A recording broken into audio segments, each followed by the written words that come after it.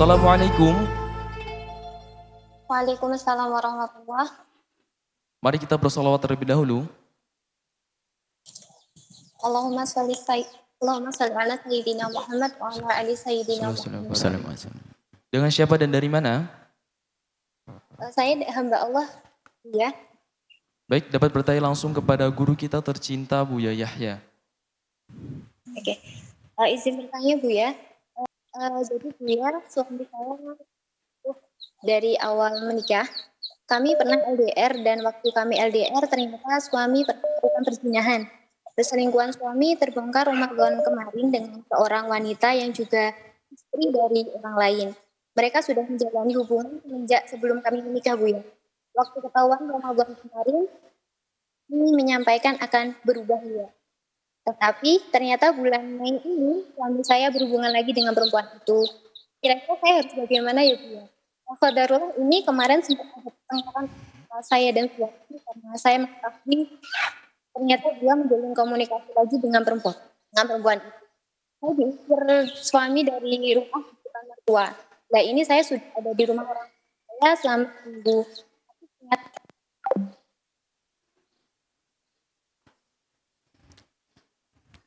Baik Bu ya, pertanyaan yang menyedihkan.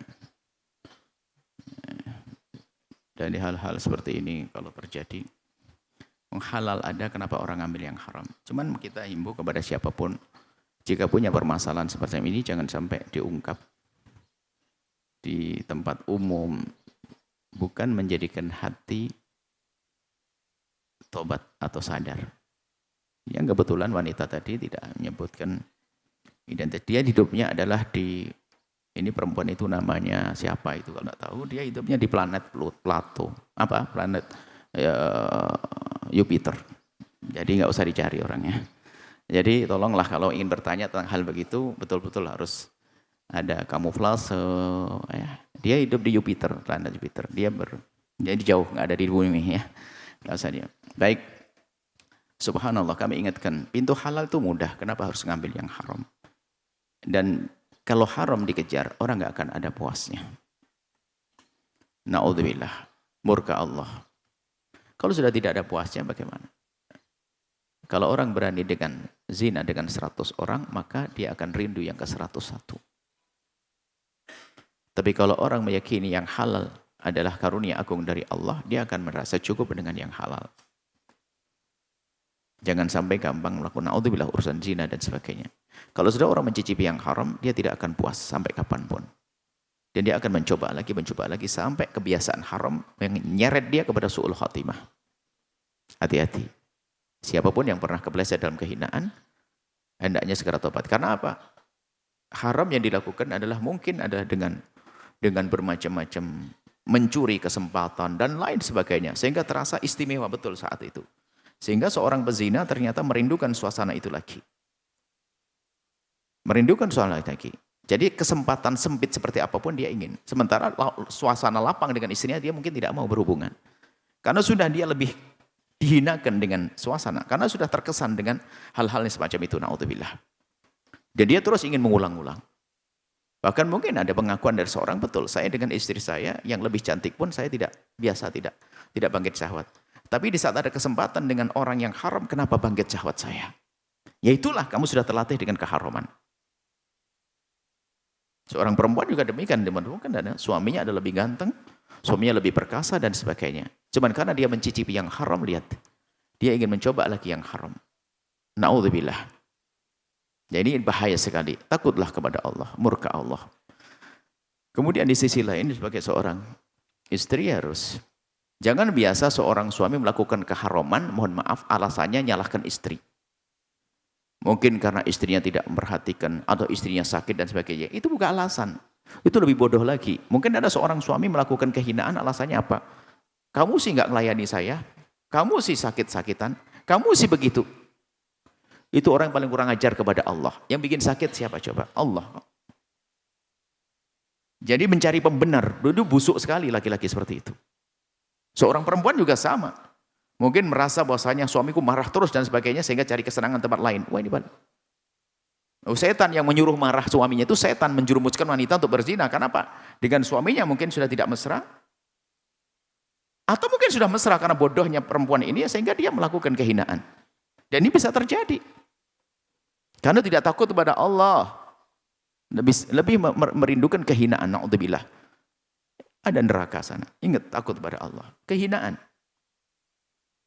Dan hukumannya bisa saja di dunia akan dirasakan sampai di akhirat nanti. Kehinaan. Tidak menemukan kebahagiaan yang jelas setelah itu.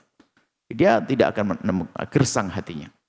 Baik, kemudian jangan menyalahkan istri kalau ada suami. Kalau suami sudah salah, insaf saja saya salah. Jangan beralasan istriku begini. Ada suatu kali orang mengadu kepada kami sama. Saya melakukan begitu memang ada alasannya juga tidak serta-merta buya. Apa alasannya? Istri saya kurang aktif dengan saya gini. Enggak ada alasan itu. Ada masalah aktif bisa diskusi yang baik dong. Dan memang kita menemukan perempuan seperti itu. Banyak. Yang mohon maaf tidak peduli dengan urusan suami, giliran punya masalah baru. Anda pun juga tidak boleh, wahai para istri, juga seenaknya sendiri juga. Suami punya hajat kepadanya tapi cuek dan sebagainya. Dulu ada waktu baru pengantin baru dandannya luar biasa, sekarang asal saja. Rambutnya ada lambangnya, ada pabrik kutu segala macam. Mohon maaf. Wanita tidak boleh begitu.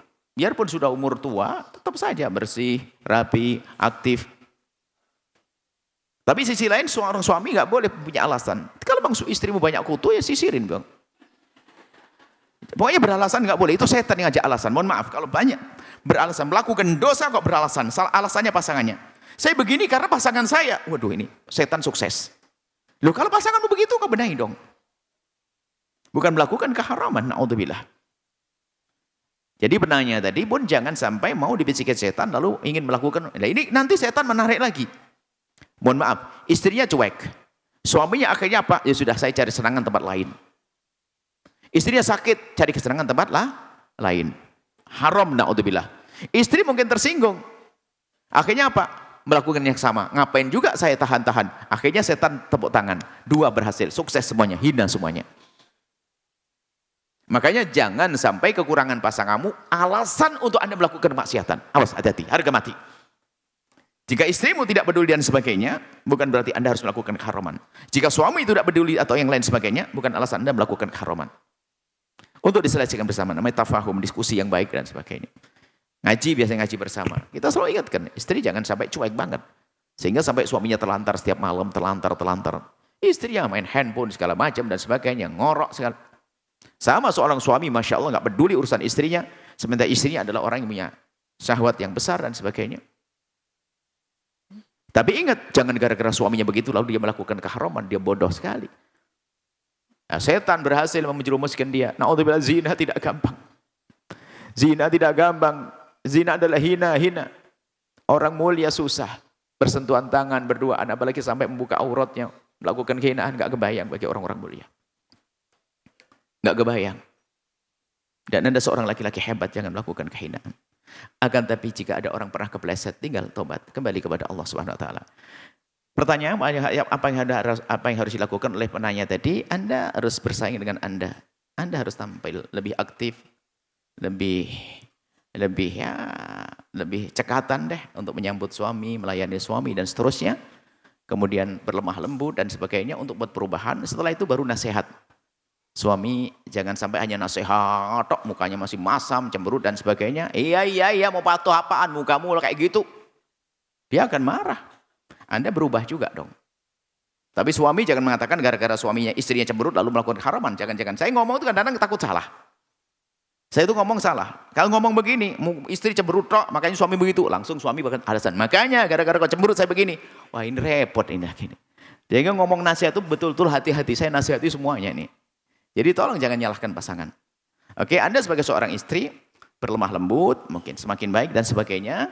Kemudian juga ingatkan suami dengan cara yang halus. Kalau tidak, bawa ke tempatnya orang yang mengerti, bisa nasihatinya. Insya Allah suami Anda sebenarnya juga takut kepada Allah. Akan tapi mungkin dari bahasa LDR segala macam atau bagaimana? Atau jauh tempat atau bagaimana?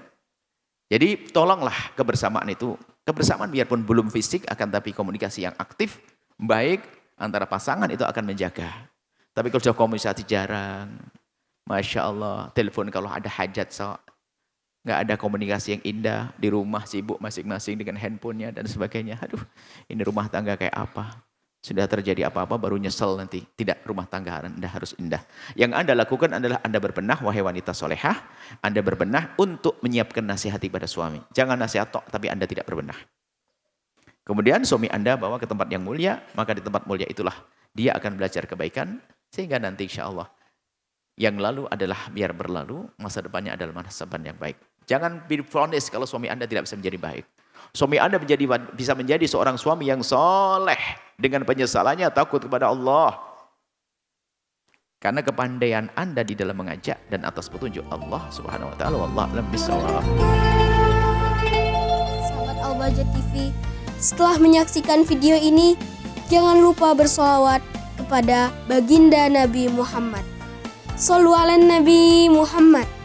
Allahumma sholli alaihi wa ala alihi wa sahbihi.